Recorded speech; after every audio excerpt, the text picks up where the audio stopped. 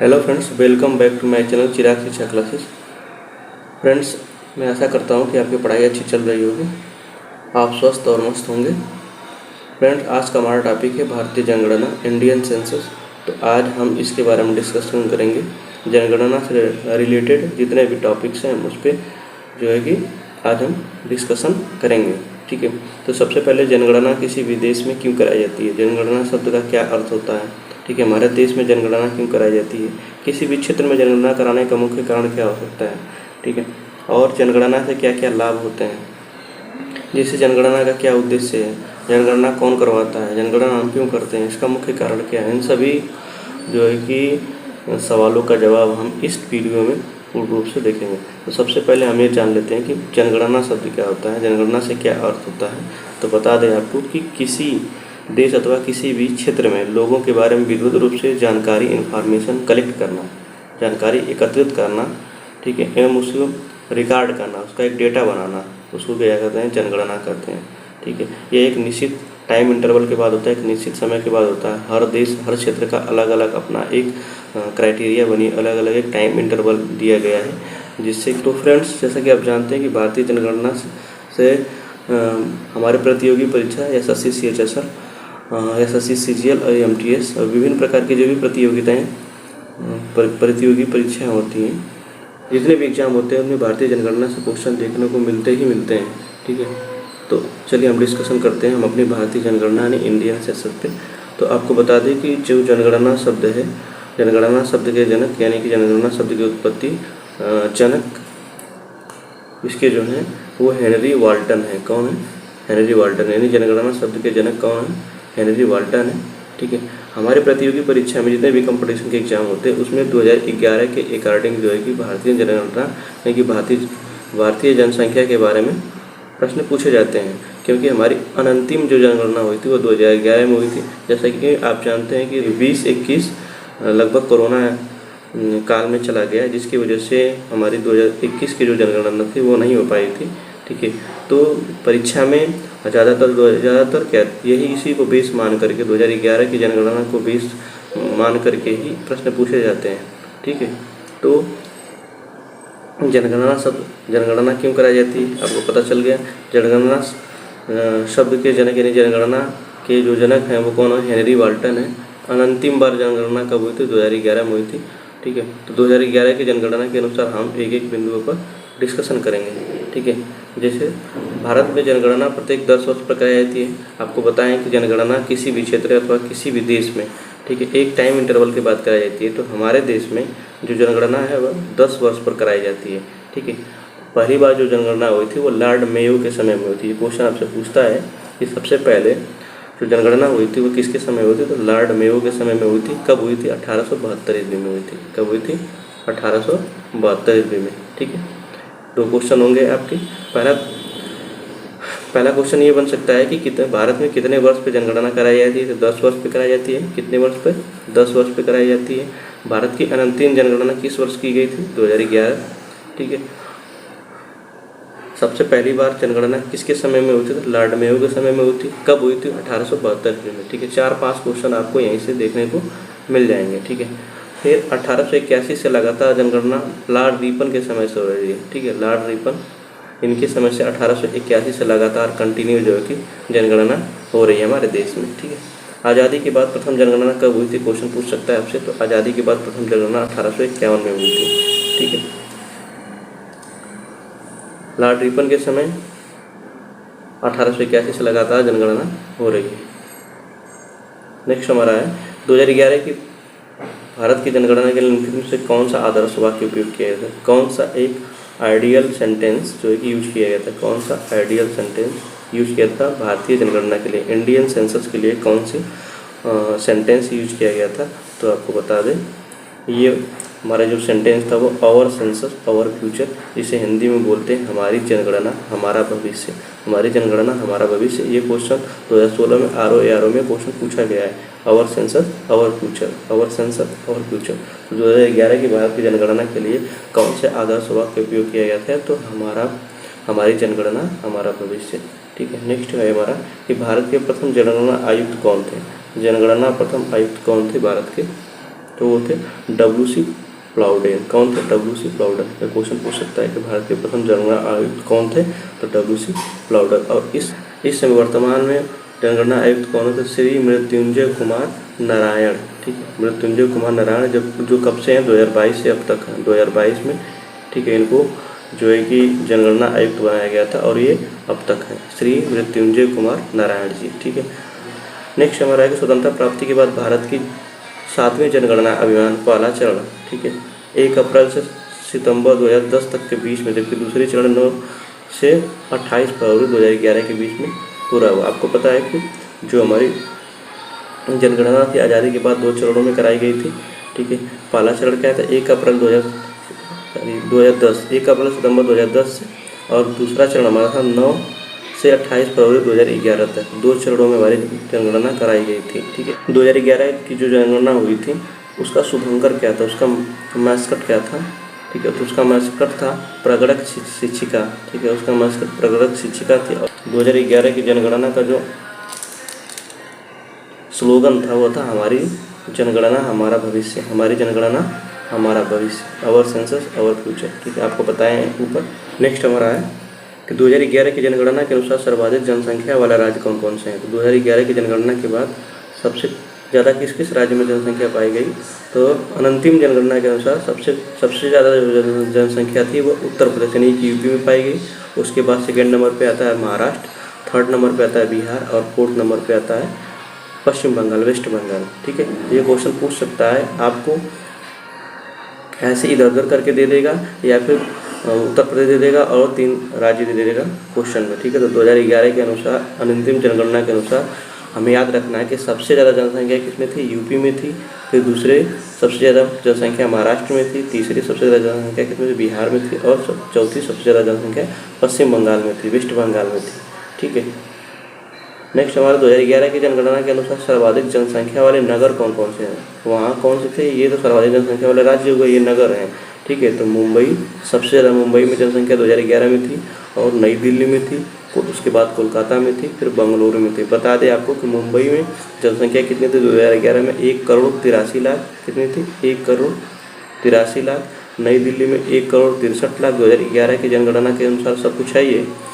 तो मुंबई में 1,83,00,000, नई दिल्ली में 1,63,00,000, और कोलकाता में 1,40,00,000, और बेंगलुरु में 46,00,000 जनसंख्या थी। ठीक है, तो 2011 के जनगणना का सर्वाधिक जनसंख्या वाला राज्य मुंबई, नई दिल्ली, कोलकाता और बेंगलुरु। नेक्स्ट है हमारा 2011 की जनगणना के अनुसार अनुसूचित जातियों यानी कि SC शेड्यूल कास्ट की जनसंख्या किस राज्य में सर्वाधिक है? ठीक है, तो वो मध्य प्रदेश में सर्वाधिक थी।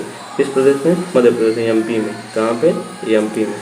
2011 के जनगणना के अनुसार सबसे ज़्यादा SC कास्ट वाले की जनसंख्या सबसे ज़्यादा कहाँ थी? तो वो MP में थी, मध्य प्रदेश में।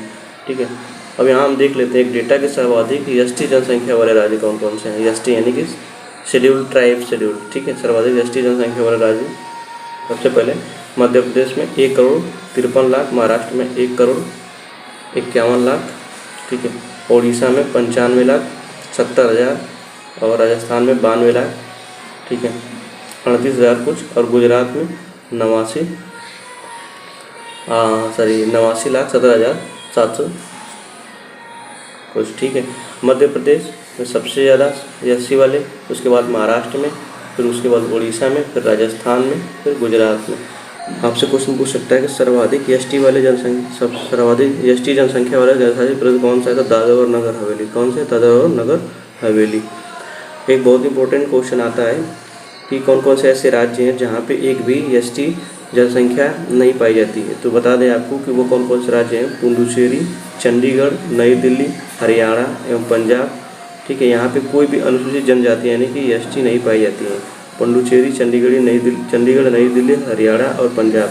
ठीक, 1 2 3 4 5 ऐसे राज्य हैं। ठीक है, क्षेत्र हैं जहाँ पर एक भी ST जनसंख्या नहीं पाई जाती है।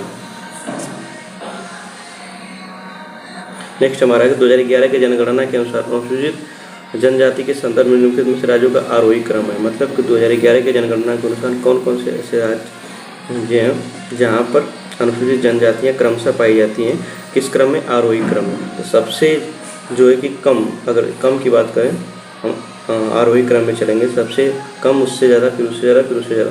तो अरुणाचल प्रदेश में 9,52,000 जो है कि एसटी जनसंख्या पाई गई, 9,52,000। फिर उसके बाद मिजोरम में 10 लाख, ठीक, 1 लाख बढ़ गई। नागालैंड में 17 लाख, नागालैंड में एसटी की जनसंख्या कितनी पाई गई? 17 लाख। और मेघालय में 25 लाख पाई गई, ठीक है। मेघालय सबसे पहले बना, फिर उसके बाद मिजोरम, उसके बाद झारखंड बना। सबसे पहले राज्य कौन बना? मेघालय बना, उसके बाद क्या बना? मिजोरम, उसके बाद झारखंड बना, ठीक है। आपसे ये क्रम भी पूछ सकता है कि सबसे पहले कौन कौन से राज्य जो है कि स्थापित हुए, ठीक है। तो सबसे पहले मेघालय राज्य स्थापित हुआ, उसके बाद मिजोरम हुआ, फिर उसके बाद झारखंड हुआ, ठीक। ये आर 2021 में थी। भारत में जननांग इतिहास में महाविभाजन का वर्ष कौन सा है? महाविभाजन का वर्ष है 1921। महाविभाजन का मतलब ये हुआ कि ये समय ऐसा रहा कि भारत में जनगणना बढ़ने की बजाय क्या हुई थी? घटी हुई थी। 2021 में भारत में नकारात्मक ग्रोथ दिखी थी। नकारात्मक ग्रोथ का मतलब ये हुआ कि जनसंख्या घट गई थी, जनसंख्या बढ़ने की जगह क्या हुई थी? घट गई थी, ठीक है। तो ये क्वेश्चन आपसे पूछ सकता है कि कौन सा ऐसा वर्ष था कि जब जनसंख्या बढ़ने की बजाय घटी थी, या फिर ऐसे पूछ सकता है कि भारत में जननांग के इतिहास में महाविभाजन का वर्ष क्या है? तो 1921 है। यहाँ पे आपको ऐसे क्वेश्चन पूछ सकता है, जैसे यूपीएससी वगैरह समीक्षा अधिकारी की परीक्षा में ऐसे क्वेश्चन ज़्यादातर देखने को मिलते हैं, ठीक है। कि मैचिंग करना होता है, आपको इधर ईयर दिया रहता है और लिंगानुपात दिया रहता है कि किस देश में किस समय में देश में लिंगानुपात कितना था। लिंगानुपात आपको बता दें तो प्रत्येक 1,000 पुरुषों पर महिलाओं की संख्या कितनी है, इसे लिंगानुपात कहते हैं, सेक्स रेशियो, ठीक है। तो जनगणना वर्ष दिया और एक तरफ क्या दिया है? लिंगानुपात दिया है। 1951 में हमारे देश का जो लिंगानुपात था वो क्या था? 946 था। कितना था? 946। 1971 में लिंगानुपात हमारा 930 था। 1991 में देश का जो है कि लिंगानुपात 927 था। 927 का मतलब ये होगा कि 1,000 प्रति 1,000 पुरुष पे महिलाओं की संख्या जो थी 927 थी। यहाँ पर 1971 में 1,000 पुरुषों पर महिलाओं की संख्या 930 थी और 1991, ठीक है, महिलाओं की संख्या 946 थी। तो 1951 में महिलाओं की संख्या सबसे ज़्यादा थी, 946, 1,000 पुरुषों पर, ठीक है। 1991 में 927, 1,000 पुरुषों पर महिलाओं की संख्या 927, और 2011 में 1,000 पुरुषों पर महिलाओं की संख्या 943 है। लिंगानुपात बताई दिए हैं कि प्रति 1,000 पुरुषों पर महिलाओं की संख्या कितनी है, उस लिंगानुपात कहते हैं। 2011 की जनसंख्या में लिंगानुपात प्रति 1,000 पुरुषों पर महिलाओं की संख्या कितना है? 943 आपको बताया है, ठीक। जनगणना 2011 के अंतिम आंकड़ा के अनुसार भारत में स्त्रियों की जनसंख्या का प्रतिशत क्या है? मतलब 2011 के अंतिम जनगणना के अकॉर्डिंग स्त्रियों की संख्या कितनी है देश में? तो 48.46%, बहुत है, ठीक है। वर्ष 2011 में जनगणना में किस राज्य में जनसंख्या की कमी आई थी?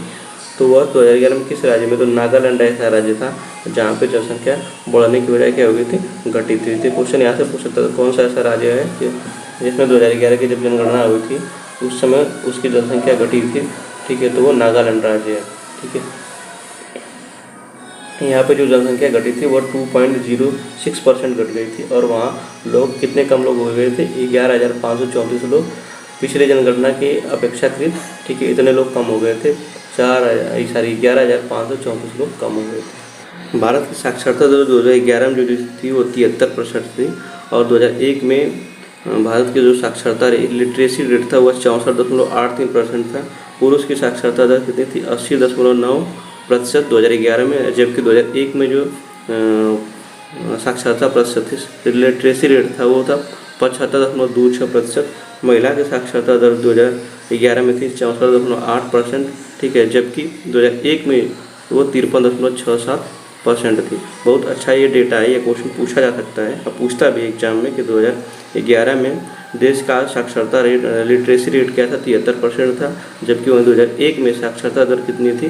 तो 64.83%, ठीक है।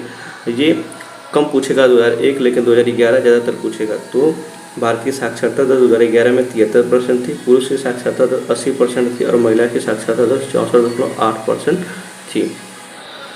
ये क्वेश्चन पूछता है, ठीक है, कि किस राज्य की किस राज्य का सेक्स रेशियो लिंगानुपात राष्ट्रीय अनुपात राष्ट्रीय औसत से क्या राष्ट्रीय औसत से ऊपर है? तो हो जाएगा झारखंड राज्य। झारखंड एक ऐसा राज्य है जहाँ पर लिंगानुपात राष्ट्रीय औसत से ज़्यादा है। जैसा कि आप जानते हैं कि 943 राष्ट्रीय औसत लिंगानुपात यानी कि 943 1000 पुरुषों पर 943 महिलाओं की संख्या है। लेकिन झारखंड एक ऐसा राज्य है जहाँ पर ठीक है महिलाओं की जो संख्या है वो कितनी 1000 पुरुषों पर 949 है।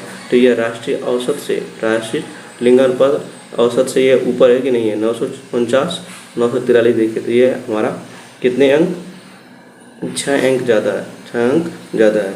अब हम देखेंगे 2011 की जनगणना के अनुसार सर्वाधिक सेक्स रेशियो वाले यानी कि लिंगानुपात वाले कौन कौन से राज्य हैं। तो आपको बता दें कि केरल एक ऐसा राज्य है जहाँ पर 1000 पुरुषों पर महिलाओं की जो संख्या है वो 1084 है। ठीक है 1084 है 2011 के जनगणना के अनुसार।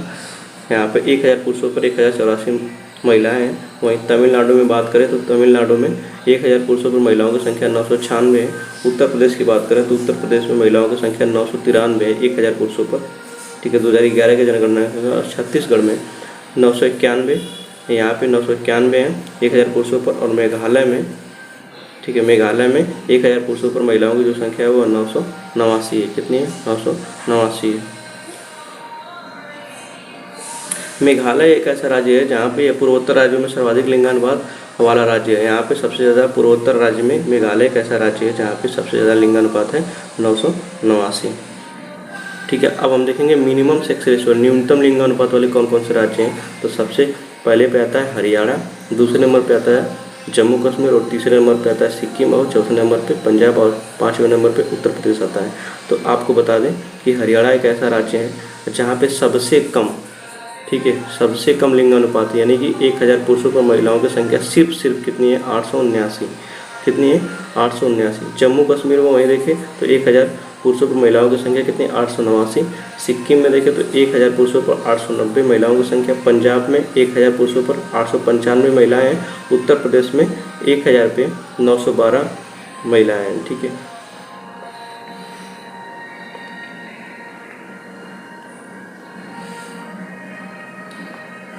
तो हम देखेंगे सर्वाधिक जनघनत्व वाले राज्य। जनघनत्व का मतलब होता है कि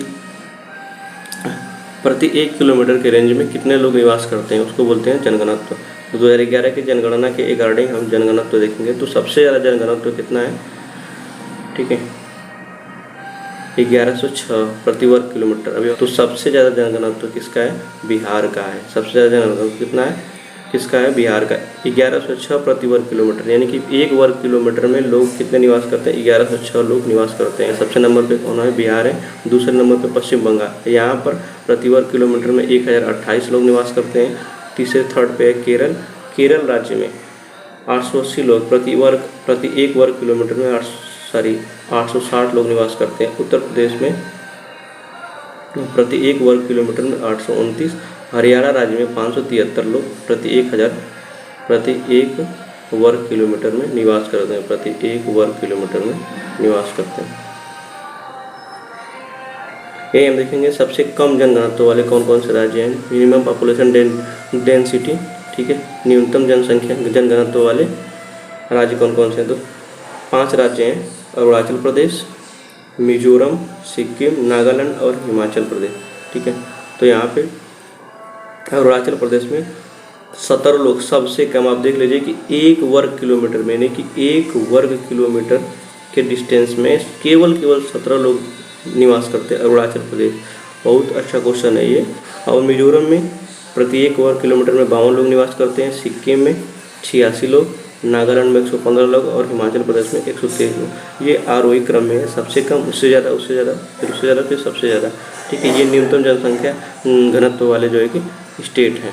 नागालैंड एक ऐसा राज्य है जहाँ एक भी अनुसूचित SC जातियाँ SC शेड्यूल कास्ट नहीं पाई जाती हैं। बहुत इम्पोर्टेंट ये प्रश्न बन सकता है कि कौन सा ऐसा राज्य है जहाँ पर एक भी शेड्यूल कास्ट की जातियाँ नहीं पाई जाती है। तो वो है नागालैंड। कौन सा है? नागालैंड। नेक्स्ट हमारा है 2011 क्वेश्चन आपसे पूछ सकता है 2011 की जो जनगणना हुई थी 2011 की जनगणना वो हमारे देश की कौन सी जनगणना है। तो 2011 की जनगणना आपको बता दें तो देश की 15वीं जनगणना है। कौन सी? 15वीं जनगणना है। ठीक है जिसके अनुसार अनुसूचित जातियों की संख्या 20 करोड़ कितनी है? SC की संख्या 20 करोड़ 13,78,086 है। देश में। ठीक है, 15वीं जनगणना के अनुसार आपसे क्वेश्चन पूछ सकता है कि देश में अनुसूचित जातियों की संख्या कितनी है, तो 20,13,78,086। जो देश की कुल जनसंख्या की कितना 16.6% है। ये आंकड़ा तो हो सके तो ना पूछे कि 20,13,78,086 कितनी है, लेकिन ये जरूर पूछ सकता है आपसे कि 2011 की जनगणना के अनुसार, ठीक है, हमारे देश में शेड्यूल कास्ट की पूरे जनसंख्या की कितना प्रतिशत है, तो 16.6%। 16.6% 2011 की जनगणना के अनुसार एससी शेड्यूल एससी कास्ट के लोग निवास करते हैं पूरे देश में। ठीक है, सर्वाधिक एससी वाले राज्य कौन कौन से हैं? शेड्यूल कास्ट वाले सर्वाधिक शेड्यूल कास्ट वाले राज्य आपको बता दें,